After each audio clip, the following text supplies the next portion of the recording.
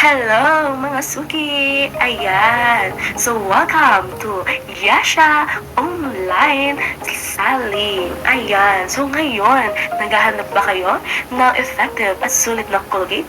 Yung tipong nagngingit-ngingit na ang iyong mga ngipin sa mahal ng bilihin?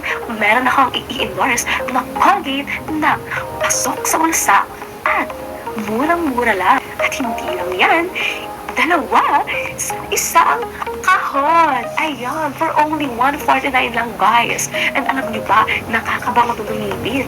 And hindi lang yun. Meron ka bang dilaw na dilaw ng ngipin at gusto mong pumuti? Huwag ka nang lumayo pa. Mag-charcoal, toothpaste ka na. Ayan, nakikita nyo naman, packaging pa lang, hindi tinipid. Ayan, di ba? Kahit anong pisil mo dyan, ay, makikita mo, full na full yan at hindi yan tinipid for only 149 pesos. Sulit na sulit, hindi na magngingit-ngit ang inyong mga ngipin sa mahal ng bilihin. Ayan, kung makikita nyo, easy lang siyang gamitin. I-open mo lang, di ba? At toothbrush, lalagyan mo. Ayan, kahit ang mura ng ating toothpaste, hindi siya malabnaw. Ayan, nakikita nyo, black man siya sa inyong paningin. Nakakalinis at nakakaganda naman ng ngipin. Ayan, ito ang aking laging ginagamit sa tuwing nagtutoothbrush ako. Kita nyo naman, ngiti pa lang, mapatawaw ka na.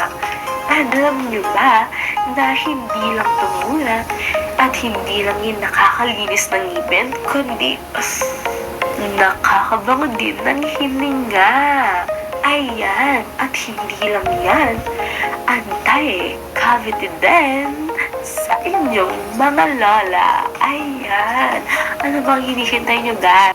Check out na kayo dun sa yellow basket. At mag-check out na kayo guys. Ang brand siya ng Colgate. Ayan. So, alam naman natin ang Colgate talaga is trusted yan pagdating sa mga product nila. Diba? Alam naman natin na ang Colgate ay sikat sa product nila. Diba? Yung product nila is trusted and proven na. So, ano bang hinihintay nyo? Guys, check out na kayo. Check out na kayo guys. Murang-mura lang yan. Alam nyo ba? So, yun. So, sulit lang na yan ha. Sa isang kahon, dalawa lang. And 149 pesos lang siya.